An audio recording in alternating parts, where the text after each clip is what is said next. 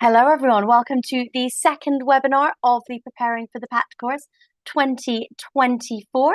My name is Kat, my pronouns are she and her, and I am the Access Officer for the Physics Department in Oxford. So I run most of our programmes for secondary school students, and that includes all of the stuff to support people interested in applying to study physics here at Oxford, people like you. This session is being recorded and I will make the recording available to you tomorrow. A small reminder of our housekeeping rules.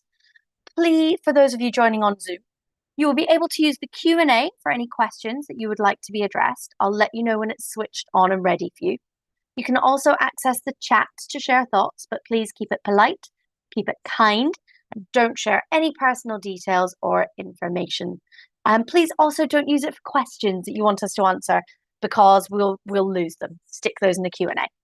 If at any point this evening you are feeling unsafe or you are concerned about anyone, you are always more than welcome to contact our safeguarding lead and in fact contact any of us, but in particular to contact our safeguarding lead, and I will pop that email address in our chat box so that you have access to it at any point that you need it tonight. So that address is safeguarding@physics.ox.ac.uk. Let's get started properly though. So for this section, I am going to switch off the chat, which will allow us to really focus on what we're working on this evening. And it just means that I can keep my eye on what's going on. So with that, the chat is temporarily switched off. Before we jump in with our solutions to our first problem set, I'm going to do a very quick introduction to the course and to the PAT itself. We have a webinar in September just for PAT logistics and for your questions, but I'll repeat this quick introduction each week for any new joiners to the course, and where there's time each week, I'll answer questions at the end of the webinar as well. First things first, the PAT is the physics admissions test at Oxford University, and it must be sat by all candidates for physics, physics and philosophy, engineering and materials science. Your result on the PAT forms part of the information which admissions tutors use to decide who to shortlist for interview, so it is very important. To sit the PAT, you will register yourself as a candidate. Your school will not do this for you. The PAT will be on screen and multiple choice, and we've worked really hard to make sure that we can gain as much information as possible from this format, so the answers won't just be 1 or 0. The syllabus is completely unchanged, and the questions will be really similar in style to previous years. The online test will include a built-in on-screen calculator, and it looks exactly like a regular calculator and works in just the same way. You'll have access to a practice of this with over 2 months before the PAT, and there will be no exceptions made to the fact that you must use the on-screen calculator. We were really hoping to have that practice test and calculator available for you by today, but it will be with you shortly. It shouldn't be too much longer. This webinar that you're on today is part of our PAT preparation course, which we run on behalf of all the subjects who require the PAT. The Preparing for the PAT course itself is a set of 8 webinars, along with problem sets and summer assignments that we hope will provide you with all the information you need to take the PAT, help you prepare for it, and be confident going into interviews if you are shortlisted. The timetable that you can see on screen at the moment is just a part of the timetable which is at the bottom of every PAT email, and it's always highlighted to show you where we are. As each session goes, I will fill you in with any updates or news closer to key dates, but at the moment you can see we are on our Study Focus 1 Solutions webinar, where our undergraduates are going to lead you through the solutions to the problem set we shared last week. All of the information about the PAT course and all of the course materials which we use are on the course materials page, which I will link to in every email. At the moment, the page looks a little bit like this. The Introduction to Physics Problem Solving has some of the general hints and tips which Rachel took you through last week, but also has a little bit more detail. And then underneath, there are all the links which you might need. So at the moment, we've got the problems used in last week's webinar, a recording of last week's webinar, and the problems which we set you to do for this evening, which our undergrads are about to take you through. So that's the PAT itself and the preparing for the PAT course. Key information for this week. Well, a reminder that all of the information that both you and your school need can be found at the main Oxford website on that link. I also share that link in the emails. That's the most up-to-date page, and it's the one to check for any information that you need. It also has an FAQ page, which is really useful. Some key facts for you. All candidates this year will sit the PAT at a Pearson test centre. These are the locations where the LNAT and the BMAT tests have been sat for the last couple of years. They're also quite often the places where you sit things like your driving theory test. They are completely international. You do not have to sit them in your hometown, so you can sit at a location which is convenient to you. The registration for the PAT will be between the 15th of August and the 4th of October 2024. And the PAT date itself, oh, that is incorrect, it's the 28th of October. That is a typo on my part. 28th of October, which is in half term. So lots of you, if you're at school in the UK and you're on a half term break, you will be sitting your PAT during half term, which means you might want to take advantage of there being Pearson test centres in convenient locations if you were planning on being away that week. For some of you, you will have to travel to test centres, but hopefully not too much. This arrangement is a little bit different to previous years, but as I said, it's the same as the setup for tests like the LNAT and the BMAT, and Cambridge admissions tests this year are also sat at these test centres. The test format, which I mentioned earlier, is a new one, so it's online and on-screen multiple choice, but it's not a big change. The questions will be really similar. The syllabus is unchanged. But we don't want anyone to feel anxious about this, which means we are making sure that that trial test is ready very soon. And as well, we don't want anyone to be anxious about their access arrangements. So I can let you know that you can apply for access arrangements, such as extra time, modified screens, things like that, when you register for the test. So from the 15th of August, we will be able to share with you exactly what evidence you need. You'll be able to register, you'll be able to choose a venue, you'll be able to share with us what access arrangements you need. The test itself, the mock test with the calculator, will hopefully be available soon, towards the end of this month or shortly afterwards. And again, please note that is a typo on my part when I very quickly put this slide together. The PAT is on the 28th of October. So that is my quick PAT introduction and a little update, because we've got the date this week, which we didn't before. I will take questions at the end. I'm just about to hand over, but I've remembered one more thing that I found out this week. So this week I visited a Pearson test centre. Let me stop sharing my screen. I visited a Pearson test centre to see what it was going to be like for you all. And I saw the booklets that we're going to give you for doing your working on.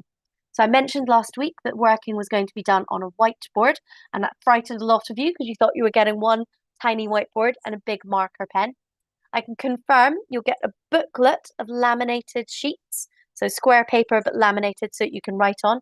You get 10 sides in total, and you get a really good fine OHP pen, so you don't need to rub out as you go. You'll be able to go back and check your workings. And I know that's something that was really important to you last week. With no further ado, however, it's time to introduce our two undergraduates who have joined us today to present their solutions to the problems which we gave you last week. So, Liam and Ryan, would you like to say hello to everyone? Hello, everyone. Good evening. Why don't you tell us a bit about yourself? Okay. So I'm Liam. I'm a first year physicist at Wadham, and I also did this preparing for the PAT course. So, I mean, it works for me. So hopefully it will do the same for you. I love that you get the little plug in there, Liam. It's good. And Ryan, Well, hello everyone. I'm Brian. I'm also a first year physicist studying at Jesus College. I have not heard of the PAT course before, but I hope my presentations will definitely help you guys. that's all right, Ryan. It's not compulsory. We highly recommend it, but it is not compulsory. Um, which one of you guys is going to be presenting first? And I'll disappear into the background. I'll turn I'll the do my chat back presentation on. first. Fantastic. What I'll do then is I'm going to disappear into the background. I'm going to share the link in the chat for anyone who missed these problems coming out in the first place, and I'll be on hand to answer any questions. But for now, over to you. I'm excited to hear your solutions. Thank you so much.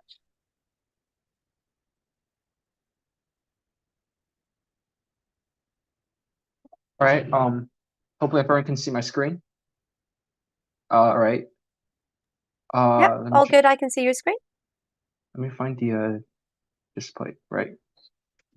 Okay. So I believe there are 6 problems on the first problem set. I'll be doing the first 3, and then I'll hand over to Liam to present the solutions to the last 3. And I hope everyone enjoyed the problem set and did not find it too difficult.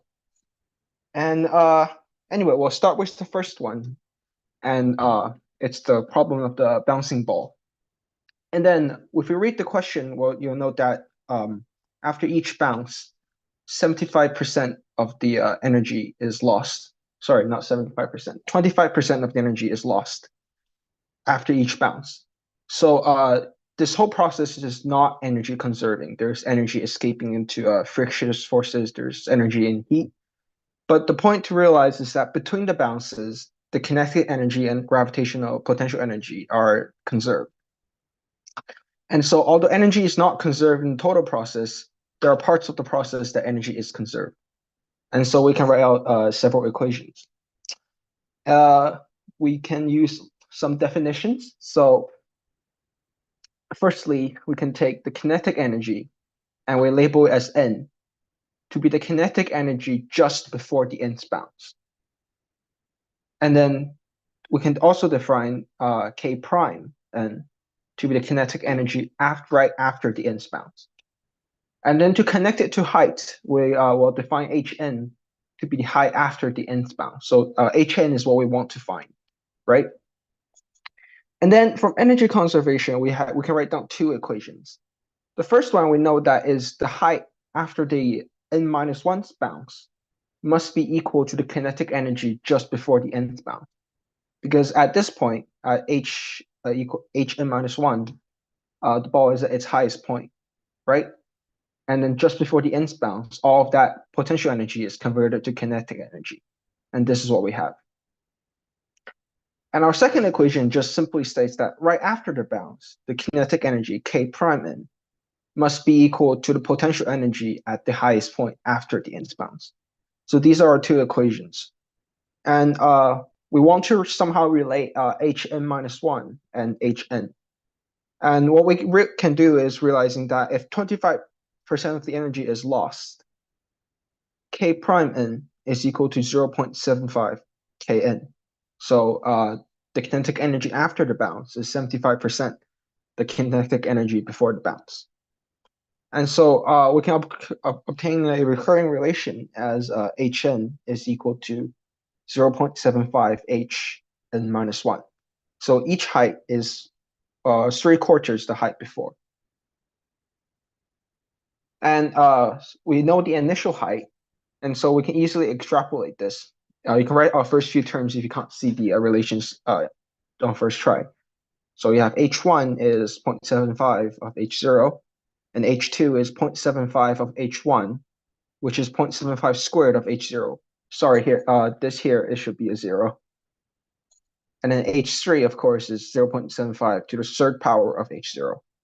And so this generalizes to that Hn is 3/4 to the n H0. And then we want to find, state in the question, after how many bounces does this drop below to 25% of the initial height? And then so we want to solve an equation of the form 3/4 to the powers of n is equal to 1/4, like here. And this is a simple, you can just simply arrange this with the use of a log function, like so. You'll get that n is 4.82. And obviously, we can't have fractional bounces. We can only have integer number of bounces. And then we can realize that if so n is either equal to 4 or equal to 5. Obviously, you can check that if n equals to 4, that the height will not be below 25%. Will be above 25%, sorry. So the correct answer is n equals to 5, and this is what the solution to problem 1. Thank you so much, Ryan. If anyone has any questions about that solution before we move on, feel free to pop them into the Q&A just before we go. We've got one question, Ryan. Did you use G as 9.8 or 10? So sorry, hang on. Let me just, in this problem, although you might want to use it, it's not very necessary. You don't have to use any value for G at all. This is because I'm equating this entire expression to the kinetic energy. So G, if we connect Kn and K prime n using this relation, the G on both sides of the equation cancel out. And so Perfect. you don't actually have to use an actual value for G. So this result we obtain works just as well on the moon as on the Earth or any other place with gravity. That's perfect. Thank you. And somebody's asking to see the first equation that you used, but I think that's what you had just put up. So I think we're all good. Okay. Excellent. Thank you so much. Yeah. Yeah, and to make calculations, if you want, you can use G equal 10. It'll make calculations easier. Yep. Okay, should I move on to the next? Yeah, that would be great. Thank you so much. Okay, so the next one isn't much about physics as much of more some mathematics. But we can start with looking at the problem. So it's a snowman made of 2 spheres. And then one of the spheres has and then the spheres have different radii. And then so we can start by reminding ourselves the different volumes formulas for a cylinder, which is the material you want to build the snowman out of, and a sphere. And these two should be fairly obvious. Cylinder obviously is just the base area, pi r squared times the length L. And then a volume of sphere is easily given by 4/3 of pi r cubed.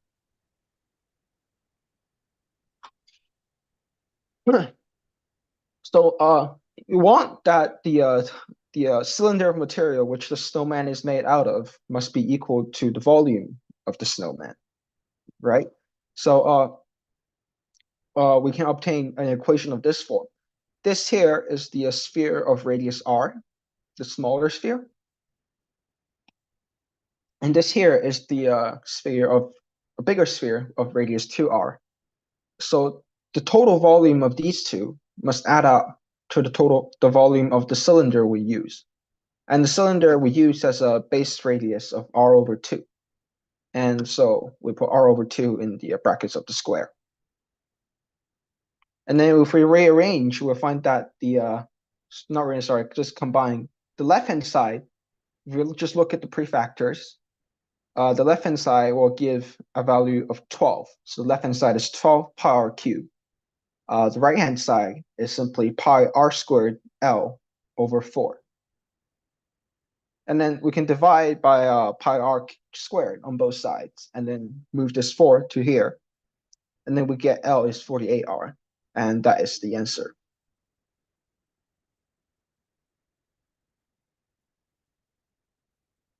Is there any questions? I'm just having a look now. That's beautifully well explained, Ryan. Does anyone have any questions for Ryan about that second problem, the snowman? You've got a confident nope. All good. Okay. I'll be moving on to the third one then. Yeah, it seems like everyone's pretty happy. Thank you so much. Okay, so the third one is about the physics of the pendulum. We are given the formula for a pendulum. Well, sorry, I think I mislabeled this. This is not exactly a pendulum, but more of an oscillator, since it's involving a mass on a spring. And it's given us the formula for the period of the oscillator. From this formula, we need to note that this relation depends not on gravitational strength. So this works out in free space as well as on Earth or anywhere else.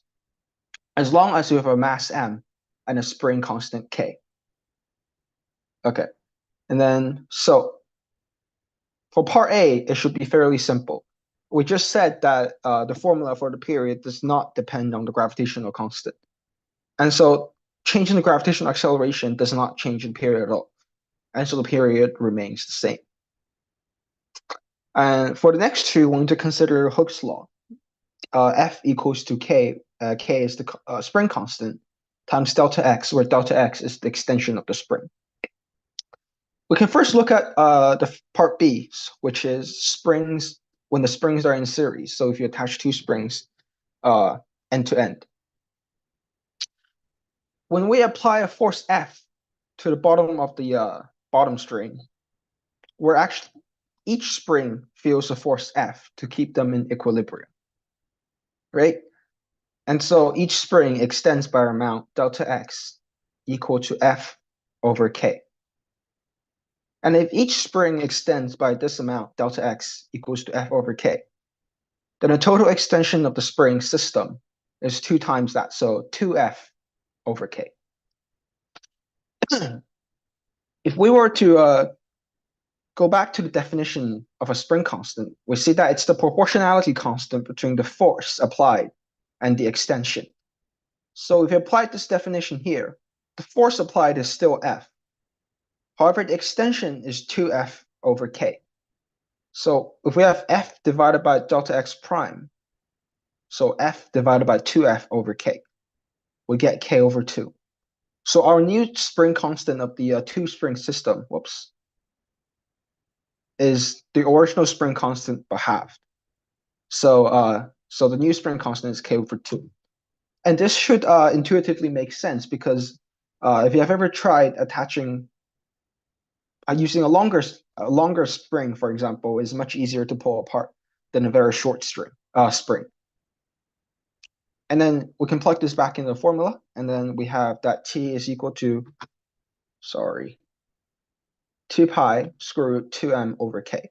And it's square root 2 times the original period. And of course, you can do a mental check as well. We're having a weaker spring, so that means the restoring force is smaller, which means that it takes longer for the mass to try to return to its original position, which means a longer period. And then for springs in parallel, we use the same sort of reasoning. We still apply a force F to the combination of springs. But this time, this force is shared across the two springs. So each spring feels a force F over 2. And so this time, the extension in both of the springs is delta X prime is equal to F over 2K. And we employ the same definition of the spring constant. We find that the applied force over the effective extension is 2 times the spring constant. So if we have two springs in parallel, we are actually making a stronger spring than before. And similarly, you can check that if we plug it back in the formula, it's square root 2 times less than the original period. And intuitively, this also makes sense because if you have a stiffer spring, it's going to oscillate much faster. So with a much higher, a much smaller period. And I believe that should be the end of my part. And then, any questions? Thank you so much, Ryan. It's been really interesting watching in the background, actually. So while you've been presenting that, which was really beautifully presented, thank you. We had lots of people asking about alternative ways of putting the question together. Lots of people debating why you didn't need to use big G, with people then saying that the spring constant is the same. Yep. So I think the only question you've got there is, can you explain what the new spring constant will be for the parallel springs? So here for the parallel springs, Yeah. if we look at this combination, if we apply a force F to like the combination of springs, you can imagine us sort of attaching like a weight to it. the load is shared across both of these two springs. So each of them experiences a force F/2. And we know that this spring, like say the spring on the left, if it experiences a force F, extends by delta X, extends by F/K. So if it feels a force F/2, it extends by F/2K. Now, both of these springs will extend by the same amount. So this is the amount that the combination system, if you will extend when applied a force F. So you have K prime is equal to 2K. Thank you. And one more request. Could you quickly explain for series as well as in parallels? That's the first one, and they were stretched out together. Right here. Perfect. Thank you. Right. So the diagram isn't as well constructed as for the parallel. It's pretty good, But Ryan. You're good. thanks. Yeah, it's a pain drawing in PPT. Yeah. But yeah, if you apply a force F to this series combination, you can draw a little force diagram. So here are the blue arrows. I'm drawing out the forces on this bottom spring. Once it settles, say like we apply a force F, and then we let it settle into equilibrium, the bottom spring will feel a force F. That's the extension force, right? And so it extended by delta X equal to F/K. Now, if you look at the top spring, it also feels a force F because it's applying a force F to the bottom spring. And by Newton's third law, it must also feel a force F pulling it down. So it also gets extended by delta X. And if the top spring gets extended by delta X, the bottom spring does the same. We have our total extension is 2 times delta X, which is 2F/K. And then from there, we can work out the effective spring constant. That's great. Thank you so much for going back and sort of explaining that in a slightly different way, because sometimes you just need things twice for it to go in. So that was really helpful. And I'm loving that we've got loads of chats about exactly what's going on with spring constants and stuff. That's excellent. Thank you so much, Ryan. Yep. Does that mean we're ready to hand over to Liam? If there are no more questions. I think we're okay for just now. Thank you. All right. Thanks. Over to you, Liam. Are you all set and ready to share your problems? Okay, yeah, I think I am. Fantastic. I'll share my screen. Let's top one. Lots of lovely thank Sure. yous for Ryan as well, which is good.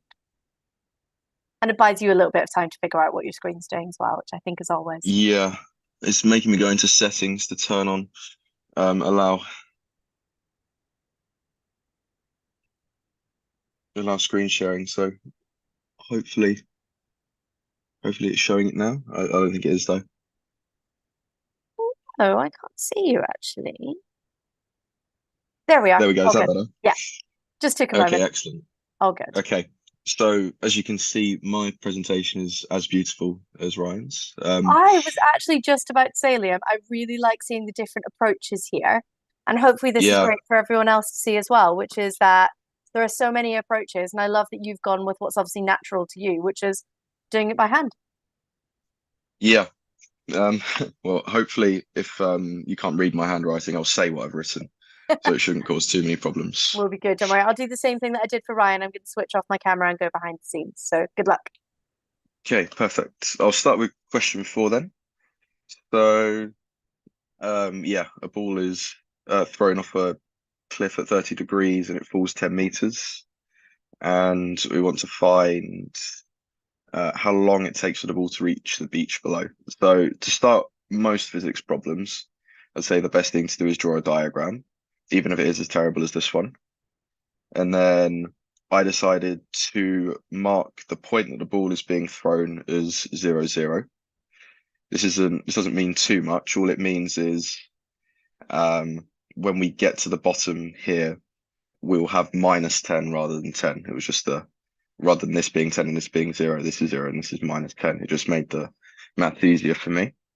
So to solve this, we're going to have to use the Suvat equations, our simple S equals ut plus half at squared, where A is G, and U is 10 what is it, 10 sine 30, because we're just looking at the vertical velocity here.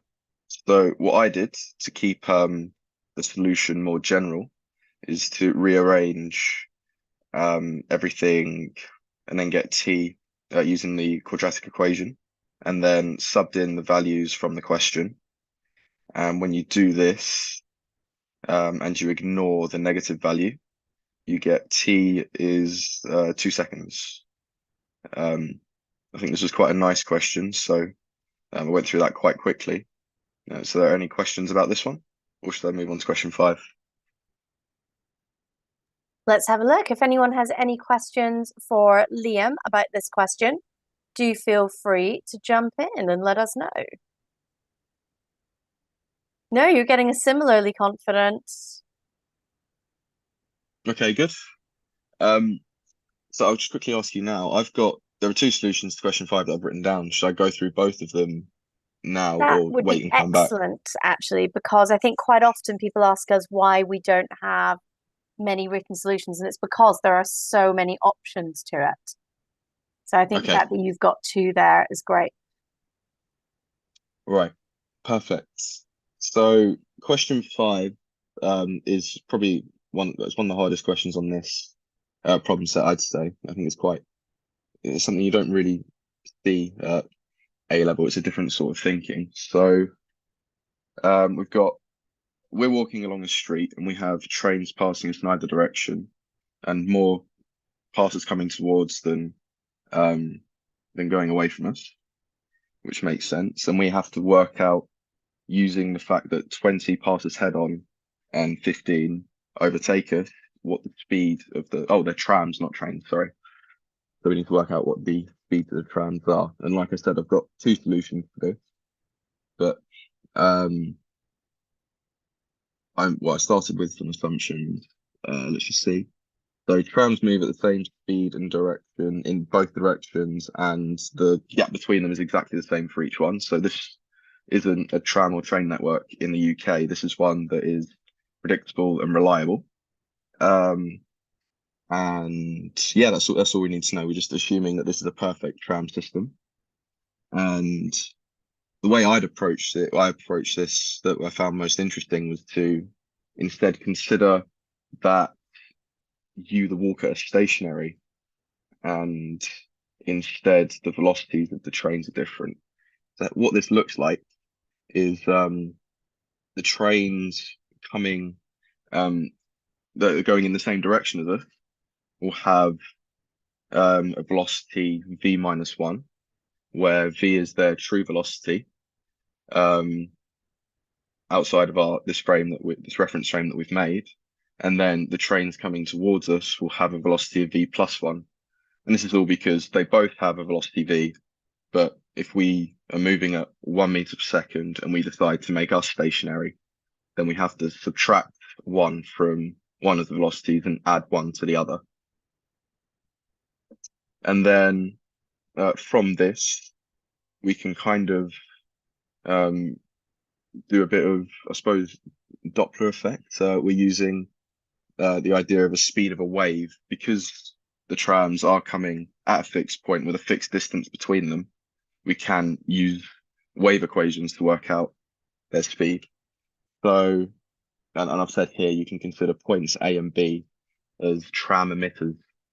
So every set amount of time they shoot a tram, and we see more coming in one direction than the other because of what is effectively a Doppler shift, which is quite a nice way of thinking about it. So anyway,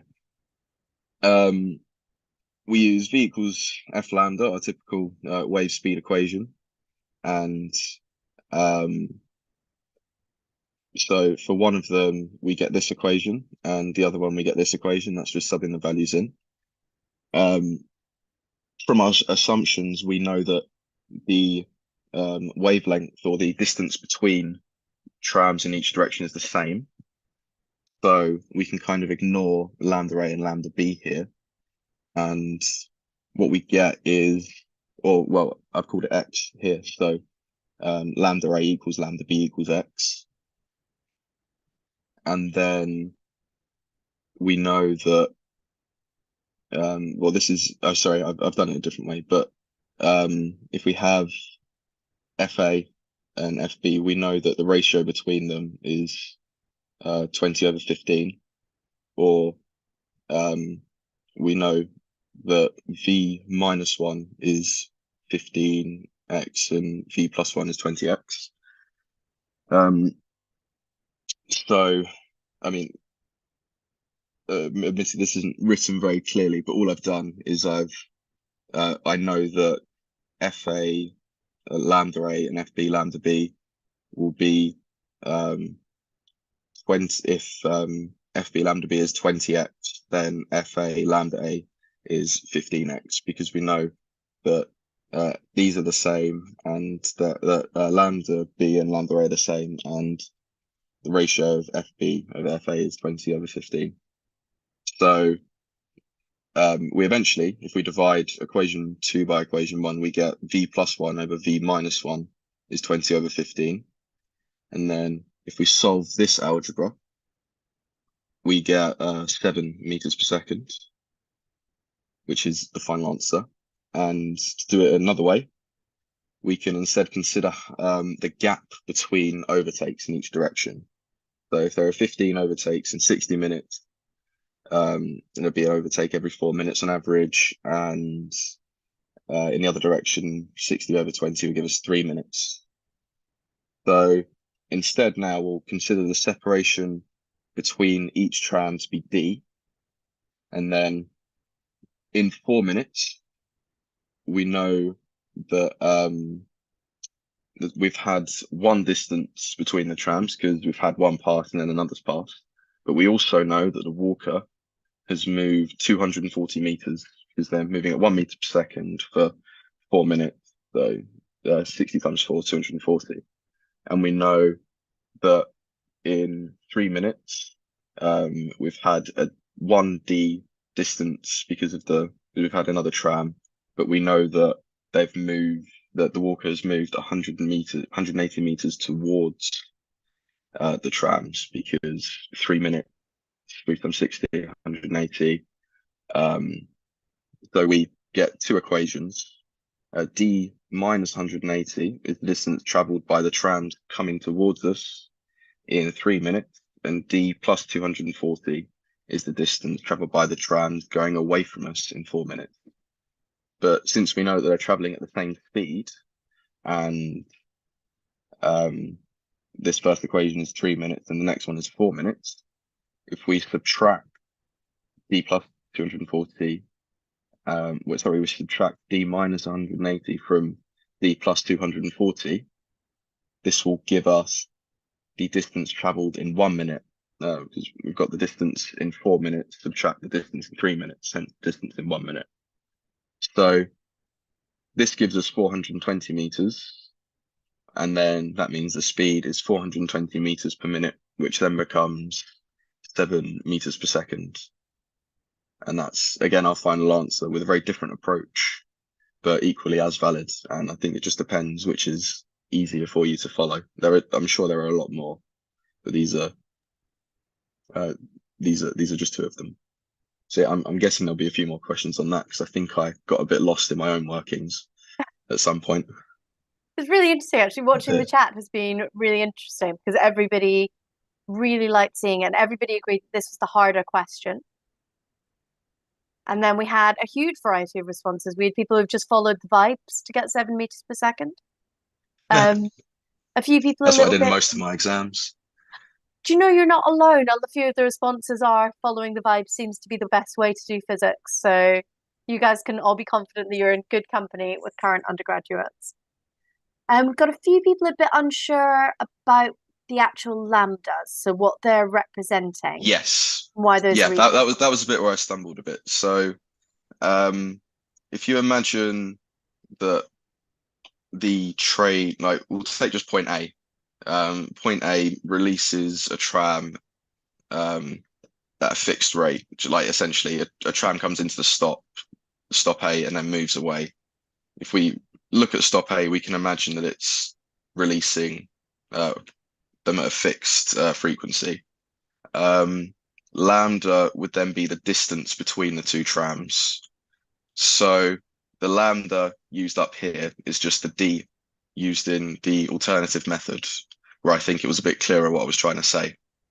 So yeah, lambda would just be the distance between the trams. If you imagine it to be a wave, and the trams, well, it's probably not. It's not very. The wave analogy doesn't really work for envisioning what's going on, I don't think. But yeah, the lambda is just the distance between the trams, and it probably would have been easier to make that notation that way. No, I And you think can we're check. good. I think that's a really good point. So we've had a few people asking, is this sort of level? I think this is absolutely a possible PAT question. And the best way to get an idea of the level is just to keep doing practice papers. So what we're doing in these webinars is really trying to show you how to do problem solving. We're not trying to teach you necessarily exactly how to solve PAT problems. We're teaching you general problem solving. And the fact that Liam there has showed you a couple of different methods gives you an idea of the style of PAT problems, which is that often there are multiple ways to do these problems. We're more interested in that path and what we can gather from your answers for that. Amazing. Does anyone have any other questions before we move on? Just seeing somebody said, where did you get 420? But I think that was just your 180 plus the 240, right? Yeah, that Yeah. was 140 minus 180. So that's from this equation here. It's just the distance covered in 4 meters minus the distance covered in 3 meters, and the d's cancel. Perfect. Thank you so much. And I'll just reiterate, we've just had a comment through saying it's really interesting to see a completely different topic being utilized for something you wouldn't expect to see. I agree. It's really fun to see that done that way. Yeah. I just very quickly add, if you could probably go to this line fairly quickly rather than trying to do all this. I think what I was trying to do here was kind of derive the Doppler equation or something like that, and that's why it was a bit shaky. So I think I tried to over explain, and then if you'd have just used a formula here, it might have been slightly easier. Perfect. Thank you so much, Liam. Let's move on to question 6. Okay, good. Question 6 was nicer. The way I went about this was to work out how much of a job each person did in a day. So and then I let H be the rate that Haley works and R be the rate that Rob works. So if Haley could do one job in 2 days, then she works at a rate of half a job a day. And then Rob does it in 3, so he works at a rate of 1/3 of a job per day. So if we want to work out the rate that they both work, and assuming that Rob doesn't see that Haley's a better worker and just sort of give up and let her take control, we get the H plus R, so the rate of Haley plus the rate of Rob is 5/6 of a job a day. And then if we know that they'll do 5/6 of a job per day, then we know that the time it takes them to do the job is 1 over this rate, which is 6 over 5 days. Yeah, that was another one that was a bit shorter. So hopefully I explained that well enough. Yeah, that was Any great. questions on Thank this one? you. Had a few people saying they haven't seen a question like this in a while, so it was kind of a shock. Yeah, it kind of reminds me of a GCSE question where we do things like this, which was just not touched whatsoever for Yeah, ages. absolutely. And I think it's really worthwhile us pointing out, just before I ask the question, it's just been answered, which is that these are all taken from our PAT workbook. And the idea of that PAT workbook is that by the time you get to the end, you've covered a good variety of problem solving techniques, good variety of questions that are relatively simple, relatively hard. So not every question is a perfect replica of a PAT question, but by following through the webinars, you'll have covered most of them. So we've had somebody asking, can you justify why the rate rates are added? Yeah. So if if one person's doing part of the job the way that they do it by themselves, and the other person is doing their bit of the job, so you're kind of imagining that they're doing the whole job but separately. So if you imagine, say they were built, what are they doing?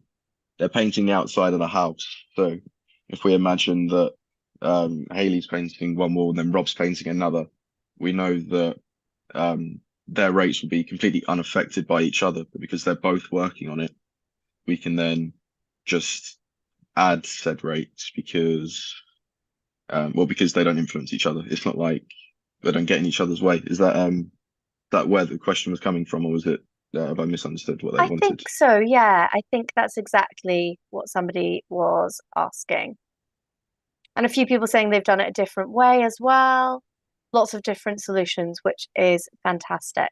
I've also just had a flurry of questions because I mentioned that these are all from our Pat workbook of where can we find the Pat workbook? So the Pat workbook is on our website, but I would say you kind of miss the point of the Pat webinars if you go ahead and do the workbook in all one go. So it's totally up to you. You're welcome to do it in either way, but we're breaking it up into a little bit to take it through. Somebody has asked you, can you multiply the rates together? I mean, if we did do that, we'd get 1/6, and that would mean that if they work Yeah. together, it would take them longer. So I don't think that would work. I'm trying to think what multiplying them would represent. I think it's a bit of a classic case of inverse versus direct proportion, isn't it? Yeah, maybe. And where you do need to make sure that you've got it going over in the correct direction. And then it's just one more question. Why is the rate flipped to give 6/5? Oh, okay. Yeah, I skipped over this bit. So if you let if you look at here, the units for the rate is job per day. So if you multiply oh, okay, and to complete a job, we're saying that one job is the job finished, which makes sense. So if we do one job equals rate, which is jobs per day, multiplied by time in days. So the rate times the time equals one full job. So if that's where this equation comes from. I think I've probably muddled that up a bit, but you've got a complete job, the rate per day they do it, and the number of days it takes them. So if you rearrange this equation here, you just bring the h plus r down, you get t equals 1 over h plus r, and h plus r is the total rate. So 1 over 5/6, which is 6/5 days. Perfect. Thank you. And does anyone have any more questions on any of the solutions that you've seen so far today?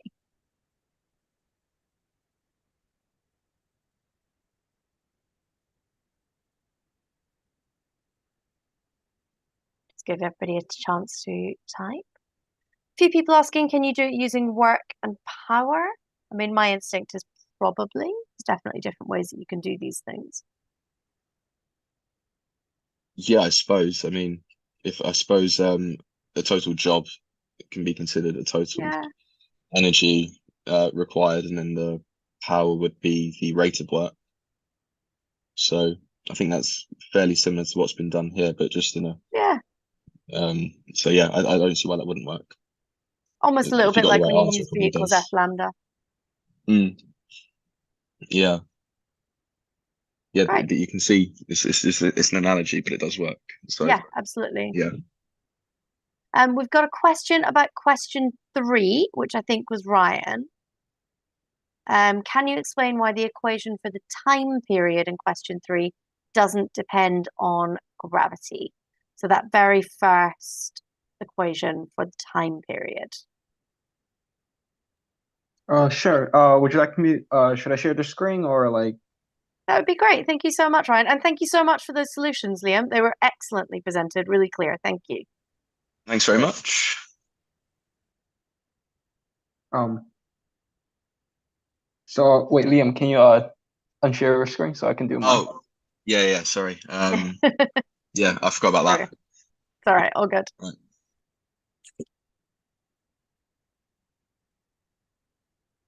So if we go back to the time period, I guess I can type this out in real time. If you if we write down Newton's second law, hang on, let me just deal with this. This is going to be very impressive, isn't it? Do feel free to write it down on a piece of paper and then hold it up if that's easier. No, that's all right. If we have Newton's second law, we have that the acceleration is equal to the force is equal to a restoring force by the spring constant plus a constant uh gravitational force if the spring is in the vertical position. And then here the trick is to realize that you can make a change of variables. So to measure x, instead of from the equilibrium position of the spring, measure it from the equilibrium position of the system. So that effectively you can reduce this to a equation of like this. So the constant mg term doesn't actually affect the how it moves. It only affects where the equilibrium position is. So and that's why you have ma equal to negative kx. And then from this equation, you can obtain the period. And you'll notice that here, there is no dependence on g. So in the final result, there will be no dependence on g in the period. Fantastic. Thank you so much, Ryan. And Liam, there's one for you, which is your second solution to question 4. So That'd be second question solution to 5. question 5. Yeah, I was just thinking that question 4 was the cliff one, wasn't it? Yeah, it was the Suvat. Yeah. So Let's yeah, what assume was it's the question? question 5.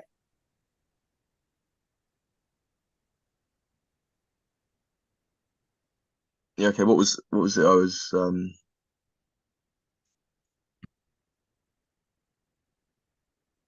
supposed to answer for question 5? So I think that was the tram. Is that the tram one where you had your Yeah. That's the your tram one. second? Yeah. Yeah, they've said sorry, I meant question 5.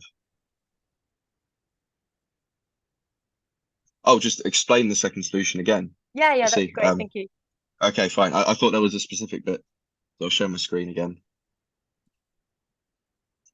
Um, so yeah, why this works really is that, so I'm assuming the bit's fine here where you have the one part they overtake you every 4 minutes, and they um pass you coming towards you every 3 minutes. Um, and then what's useful about this is there's 1 minute between this, and what we do is we find the distance covered um in the 4 minutes, and then the distance covered in the 3 minutes, and then we do the distance in 4 minus the distance in 3 to find the distance in 1 minute. And if we know the distance in 1 minute, we can find the velocity. But I'm assuming the difficulty might be in where the distance in 4 minutes comes from. So it's because we know the distance between each tram is fixed in both directions. So if we were standing still, and the tram passed us, the distance that would have been covered would have been d. But because we're moving, or the walker's moving, there's either an extra distance um, of 1 meter per second for 4 minutes, so 240 meters. Or in the case of the trams that are passing us, that are coming towards us, we have that fixed distance d, but we've walked 180 meters towards them in the 3 minutes.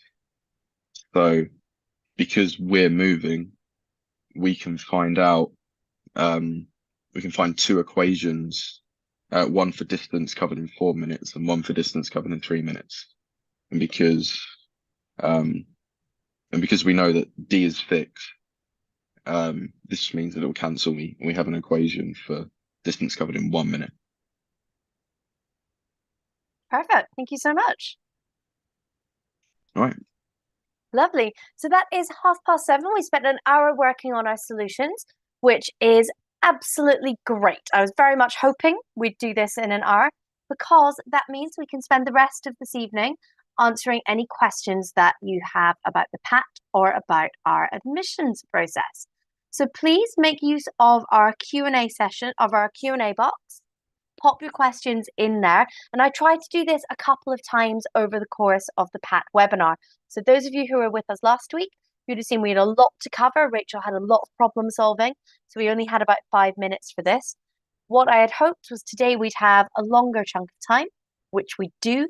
And then we have a session blocked out in September just to talk about the PAT. So this is your moment and your opportunity to put any questions that you have over into the Q&A about how this is going to work. What I'm going to start talking about while I let you guys all get typing and putting your questions in is the fact that this is our multiple choice test this year. We've had somebody specifically asked in the chat and said, but I got 1 day in 288. How would I find this? And my answer was slightly different. And we do hope that you would be able to see from the answers which of the multiple choice answers your particular solution relates to. Okay. What we've also done with our multiple choice answers, and I can't yet release full number of marks and how this is precisely going to work, we'll be able to do it very quickly, very soon for you, is that not all answers, it's not going to be a question of we find out if you got it right or wrong. We're going to find out which answer you selected, and from that we're going to have a really good idea of what you did. Because when we mark the PAT, when we actually see your working in previous years, there aren't that many different routes that people take. So we, through our experience, we've got a really good idea of what direction people's working tends to take, what the most common answers to the most styles of questions are. So we're able to have a look through that. That's why we've selected the incorrect answers that we've selected. And most of our time in preparing the PAT this year has actually gone on what those incorrect answers are going to look like. Okay, over to your Q&A. So straight away, how important are the predicted grades? Is it enough to meet the minimum requirement, or do we need to exceed it?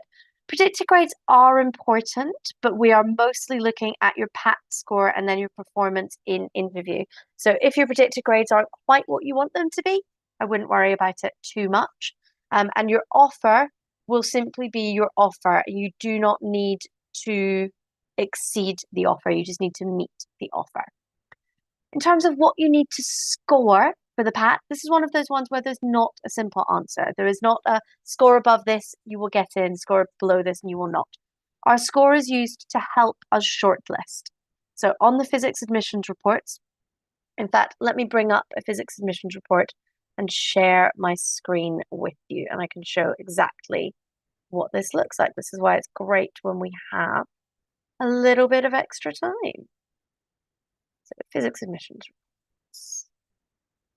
Zoom in. And I'm going to share the screen.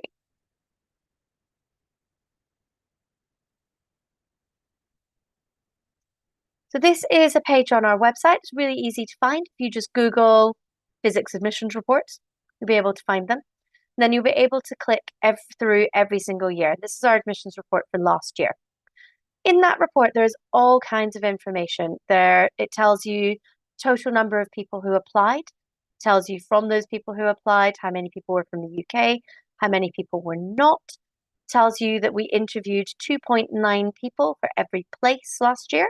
So we went down from 9 applicants to place when the applications went in and the PAT was sat, down to just under 3 applicants per place.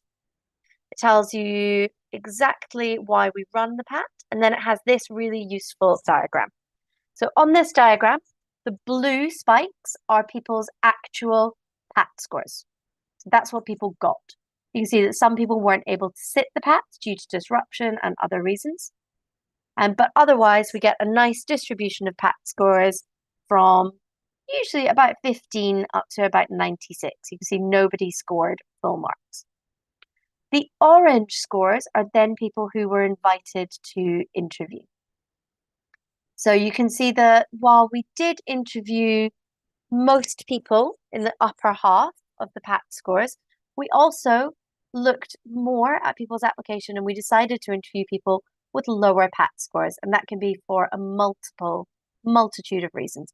You can see that we also interviewed quite a few people with a 0 PAT score because we needed more information about them. The purple scores are then the people who placed. So you can see they edge up towards the top of the PAT score range, but not everyone with a top PAT score gains a place.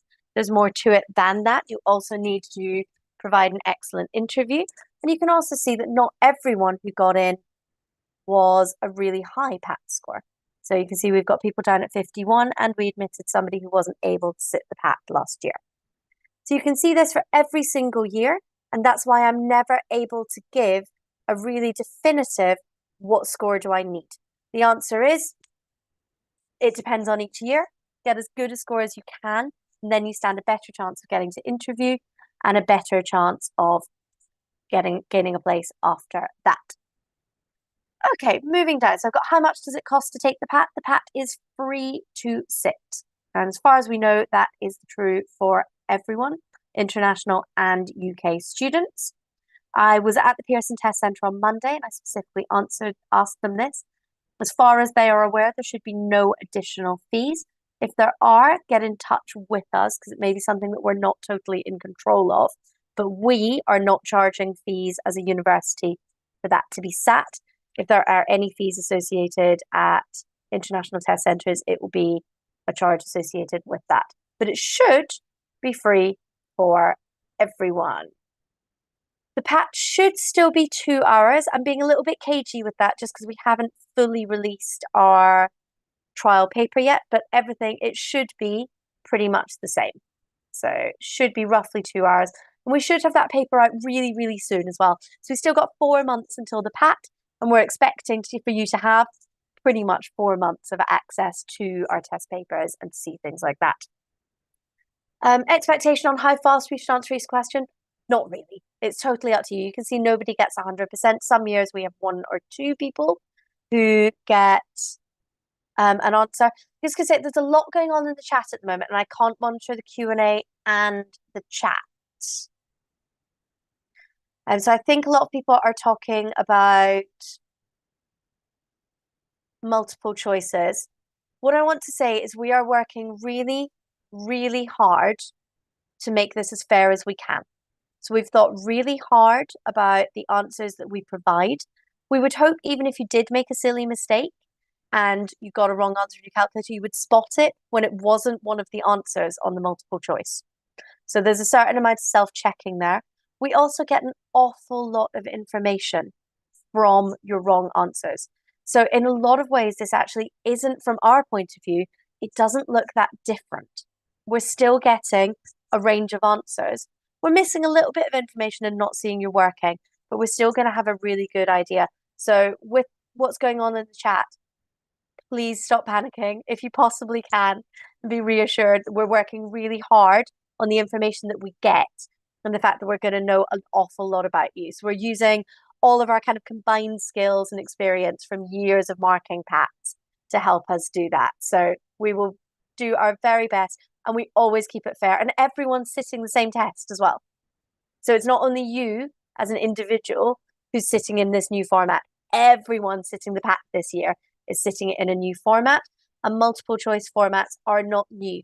So we've had the LNAT, we've had the BMAT, the Cambridge admissions test is also going to be multiple choice. It's a really well-established format. So it's new to you guys, but we're going to do a whole session on multiple choice format and how to work really well with that to make sure that you're confident to it as well.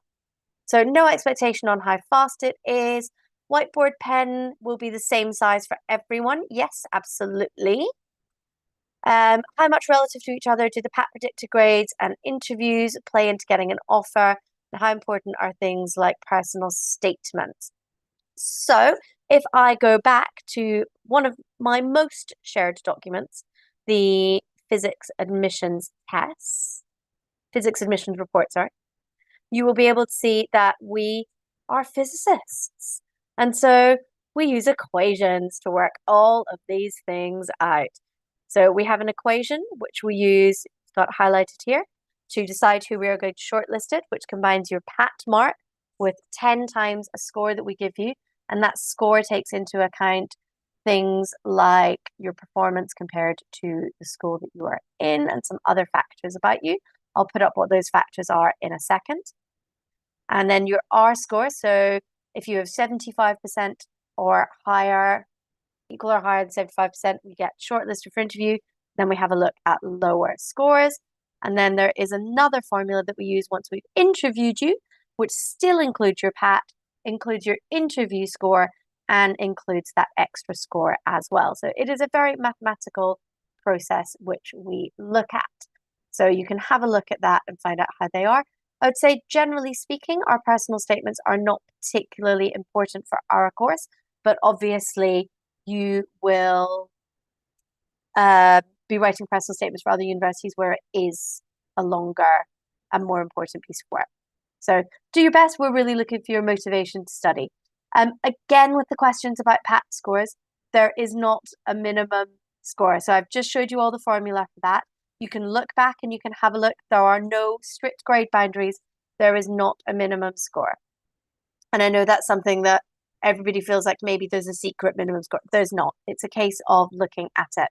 So the contextual GCSE score, to give you a little bit more information about that, I'm going to share another page. And again, all of this information is really easily accessible, which is our contextual data page. So let me do another screen share. It's probably my second most commonly shared screen after the physics admissions report. Any questions are going to be completely lost if you leave them in chat. By the way, they'll have to go in Q&A. So this is our contextual data page, and this tells you how we get that contextual GCSE score that goes with you. So in brief, it tells you for UK students applying for an undergraduate course, we look at information about your school, information about your neighbourhood, any experience in the care system, eligibility for free school meals, and widening participation information. You can then scroll down and it'll tell you in detail what we're interested in. So when we say information about your school, we're actually not interested in what type of school you attend. What we're interested in is how you perform compared to your school at GCSE. We're looking at how, on average, your school do attain at GCSE and A level, and we're interested in the percentage of students eligible for free school meals at your school or college at GCSE or equivalent. Your terms of information about your neighbourhood, we're interested in Acorn and in Polar, which are two measures. I'm just scrolling this pretty quickly, but you can have a look in your own time. We're looking for any experience in the care system, so whether you've lived in residential care, lived in foster cares, been looked after. We also consider whether you yourself are a young carer. We look at your free school meals eligibility, and we look at the widening participations questions on your UCAS form. If you are an international student and we do have no information on those things, you simply get assigned a neutral GCSE, a neutral contextual score, where we just say, I don't know anything about you, so we're looking mostly at the PAT. You will never, ever get a negative contextual GCSE score. Never. The only thing it picks up are people who we think have done particularly well versus a poorer background. And when I say poorer, I mean a school that has attained less highly from areas which have attained less highly. Okay? So hopefully that has helped you with that one. Course weighting for engineering science and materials science. Have a look on their websites. They should have all the same information available. I'm afraid my brain just doesn't hold the PAT criteria for every single course, but hopefully what I've showed you will give you an idea for how to find that information for yourself, and you'll now have a much better idea about what you are looking for. Let's have a look. What else have we got? Colleges to apply for physics. Honestly, it has very little impact. So almost all colleges, about 29 colleges, offer physics. From those, your teaching will be pretty much identical at every college. You will still be attending the same lectures as a whole year group at the university. You'll be attending labs as a year group at the university in our department. The thing that will be different is who gives you your individual tutorials, and your tutors will be excellent whichever college you are at. So there's no best college to apply for. And we also do an awful lot of making sure that all candidates who score well enough are offered a place. So even if you do have a college preference, it is just that, it is a college preference. So you may not end up at the college which you put down as your first choice, for example. So absolutely no impact on that one. You don't even need to choose a college if you don't want to. You can put in open application. Teacher references are definitely important, so make sure you've got those, and any additional information that we'd like to know about you goes into those teacher references. It's a really good point where you can tell us, say you had a particularly rough year at some point. We want to know that, and that's a really good point to get that in, is through that teacher reference. Our interview process has not changed at all. There is not a similar program to this for interviews. We will be speaking a little bit about interview technique when I do that session where we're going to be dealing with multiple choice. Your best way to prepare for interview is to practice explaining how you solve physics. So as you saw Liam and Ryan doing there, as they were working through their solutions, they were telling you what they did. They were using key phrases like, because I know this, I can see that this is going to happen. Since this happened, this has happened. Practice doing that. That is your best preparation for interview, but there are no other changes to the interview process. There are also no other changes to the PAT, so the past papers will absolutely be enough to prepare for the PAT. The syllabus is absolutely identical, and we will try to make it seem as familiar as possible. There is no mark at which you would automatically get a place without interview. You will notice if you look at the PAT scores that some of our highest scoring PAT candidates, they do not necessarily get places. It is a combination of your PAT and interview. And even if you were somebody who got 100%, you are still not guaranteed a place. It would simply be a very, very strong factor in your favor. Okay, what else have we got? Do grade 11 marks matter to get into Oxford Physics for international students? Could you just clarify for me if the country you are in, where grade 11 sits, if that makes sense? So is grade 11 the year that you take your final tests, or is grade 11 a couple of years before? My instinct would be to say our year 11 tests in the UK aren't stunningly important. So it is something that we consider into it overall, but we've not got a set threshold for them, and it would never be the deciding factor. So for our UK ones, it's not particularly critical, but if you can clarify for me exactly which year group you're looking at. Personal statements have almost no weighting at all. It's something that we'll look at, but we're not going to be considering it. In terms of other revisions, I'm just trying to group a few questions. I've got a few people saying, should I do Isaac Physics? Should I do British Physics Olympiad? Should I do other revision? Absolutely, it is all really, really useful stuff. So as long as you're preparing for sitting a physics test, it's really good preparation. A top tip that I've been sharing with a lot of people today at Open Day is that, as well as doing your past papers, a really good way to practice for this test is to look for exams at your level in different countries. So if you're a student sitting A levels in England, you can have a look at the Scottish Advanced Higher syllabus. You can have a look at the Irish Leaving Certificate syllabus in physics. You can have a look at the International Baccalaureate higher level papers. You can have a look at AP courses in the States. These are really good ways of finding out how different people ask different physics questions.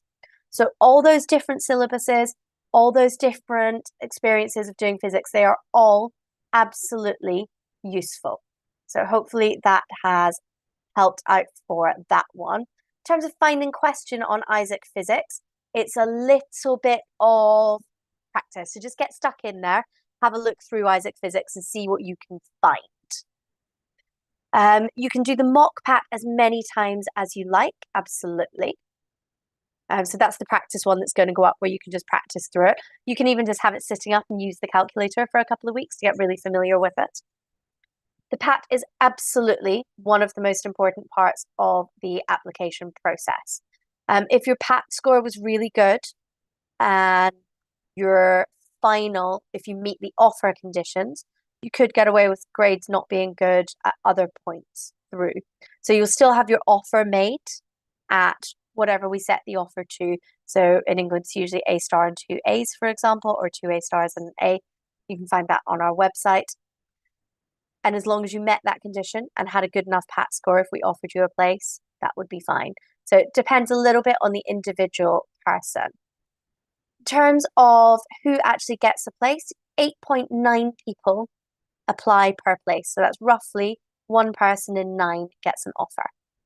And you can compare that with other universities as well. You are not automatically told your PAT score. So I think candidates who are unsuccessful will have their PAT score shared with them in January by most colleges. So sometimes you have to write to the colleges and ask. Successful candidates aren't given them at all unless they specifically ask the college. And you will not have your PAT score before you go to interview. So your PAT scores are sent only to us. They're not shared with your teachers or your schools. They're shared only with us. Multiple choice question. In terms of the marking of the multiple choice and how many there are going to be, just going to need to hold on for another week or so until we've got that practice paper ready to go. And then we'll have finalized which multiple choice questions are going to be worth how many marks there are and exactly how many there are going to be. The paper will feel really similar to some of to our previous papers. Okay, so that's worth thinking about, but we just can't tell you that just yet. Contextual GCSE for international students. For international students, quite often we're not able to put in a contextual GCSE score. And so we would give you a neutral score. So your PAT score would be that little bit more important. And also teachers' recommendations and things like that. So make sure your teacher reference is particularly good when you're applying in that circumstance. Predicted grades. We want to see that your predicted grades are what we'd expect them to be, but you don't need to have higher predicted grades than that, and it's not a problem if your predicted grades aren't perfect. So if it's not quite what we'd expect it to be, we need it to be roughly what we want it to be. What else have I got? I hope I'm rattling through these and this is helpful for you. Lots of questions. I think I've answered all the apply to international students, but I think I've answered all of those. For physics and philosophy, it's just the PAT. There's not an additional test, but you will have additional interviews, which in fact brings me quite nicely to interviews. So I'm going to dismiss all of our questions about international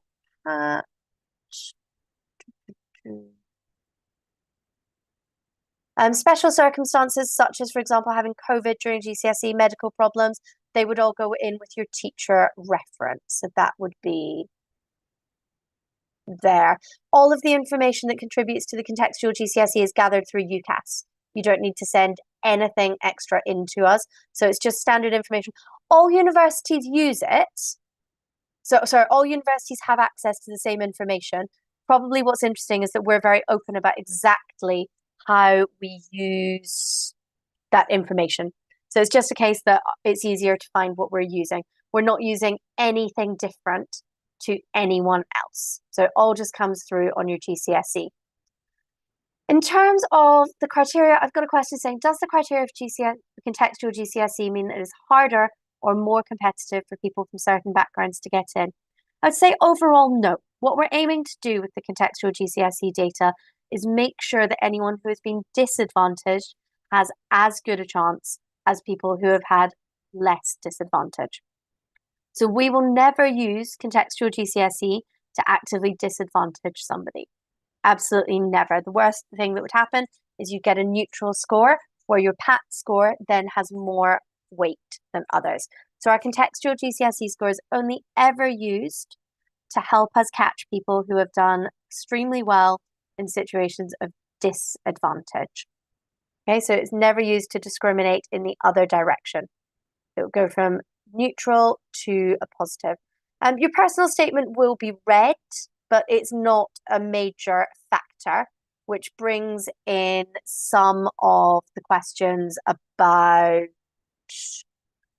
sorry, I tried to read at the same time, which brings in some of the questions that we've had about weighting and also about physics competitions. All of these things, all of this extra stuff is excellent in making us sure that you are motivated and you want to study physics. But we are not looking for a checklist of, have you done this particular competition? Have you done this thing? Have you done this thing? Okay. So I'd say, by all means, write us a good personal statement. We want to see how passionate you are about physics, but it's not something that's going to have any weighting in our overall decision as such. And then, let's scroll back up. Taking A levels between October and November as an international student, you'll be taking the PAT in the middle of your A levels. I'm afraid we just can't accommodate every single exam schedule of every single exam board around the world. And it sounds like that might be bad luck for you. But on the other hand, hopefully, if you've got everything else out of the way, you shouldn't find that you need to do too much additional preparation for the PAT. So hopefully, it won't be too difficult. I've answered that one. Question about the whiteboards if you're left-handed. The pens they have are really excellent. They dry really quickly. It'd be really unlikely that they would smudge. So I write kind of upside down, even though I'm right-handed, and I didn't find that they were particularly smudgy. So hopefully you'll be okay. And absolutely, unfortunately, yes. So what we're trying to do is increase security and make sure that nobody can remove anything from the exam hall. So we don't want there being any risk of different time zones resulting in a leak of the test. So it is whiteboards only. Interesting question. How do we do average attainment of college if you're the first people at the school sitting? If we don't have past information, we just assign you a neutral score on that bit. So any information that we don't have, we just assign you a neutral score. So again, we would absolutely never be assigning you a negative score, but you might get a neutral score. What I'm going to do now, because obviously I do have lots of questions, but I've tried to answer as many as possible, is I'm going to talk a little bit about interviews. So the PAT is going to be taken on the 28th of October, and interviews are at the start of December. So it's a pretty quick turnaround where you might only have a week or two's notice that you have been invited to interview. The interviews are very academic, so they might well start with a general question about your personal statement or about why you want to study physics at Oxford, but that's a settling in question. The bulk of the interview is going to be academic, maths, and physics. Interviews are held online with 2 or 3 tutors and just you, so you will never be answering in front of any other students. Usually while you're online, there's some way of showing you're working during the interview as well. That varies from college to college and tutor to tutor, how they prefer to do it. Lots of ways to practice, but the most important thing is just get used to working out loud. That will be the best thing you can do. If you are a physics and philosophy candidate, you'll have those 2 interviews, and you'll have interviews with the philosophy department as well. Okay, so I think that covers some. And then got a few. Philosophy interview is very much in, just to answer another question about that, it's very much designed for the fact that not everybody has studied philosophy already. So it's looking at the way that you respond to being asked about philosophy. And that's a big part of the physics interview as well. It's looking at how you respond to that kind of tutorial environment, finding out what you're going to be like to teach. We're working on the assumption by the time you get to interview, you're all very good at physics because you've done very well in the PAT. You've already been through your application. So we're looking for how well you respond, how you think you'll respond to teaching. And the questions are sort of loosely similar to the PAT. So think PAT syllabus, style and level. You absolutely will get stuck. They're designed that the tutors will keep pushing you and keep pushing you to find out how you react when you don't know the physics. So And that relates quite closely to a question we've had. The interviewer is looking for a correct answer in the interview. Not really, actually. They're really looking for how you approach physics. They're looking for you to show that you love physics, that you can respond well, that you think mathematically, that you can communicate well, that you understand how different physics things apply. So, for example, the way Liam used the wave equation in a completely weird circumstance, that's the kind of thing that would go down really well because it shows that you understand physics really nicely. Working up through some of the questions now, make sure I've got to most of them. Your teacher reference is part of your UCAS form. So when you fill in your UCAS form to apply to us, there will be a section for teacher reference. Your teachers fill it in. Usually your school sorts that out for you, but I would imagine if you're an international candidate, you could ask your teacher. PAT scores have no impact on other universities. It is just a test for Oxford. If you were to do well and an interview be offered a place and be unable to meet the conditional offer, actions in that case would depend on how much you'd missed it by, and it's down to the discretion of the college. They can let you in or they can say no. It is entirely dependent on them. You would need to call them up on that day and find out. Am I able to send a link to a page about physics admissions with the formula and stuff? Yes, in our physics admissions report. I'll put it in tomorrow's email. Terms of IB, you start your exams after sending your application.